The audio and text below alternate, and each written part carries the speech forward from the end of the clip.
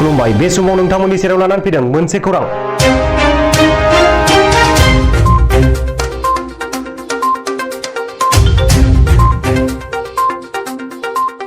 Khunga 45थि cement सापरि मिरु बैसागु बिदाय सन्मिलना दिनैनिफ्राय सिमेन्ट सापरि शिल्पी संघनि नब्लाङाव सानथामनि हाबाफारिजों दिनैनिफ्राय जागायबाय।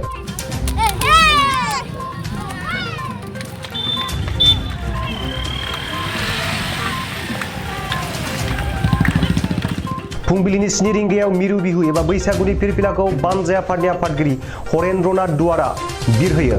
7:30 रिंगायाव मुंख्लंफोरनो बिबार बावजेनो बानजाय आफादनि आफादगिरि सुमेन खुंगरा।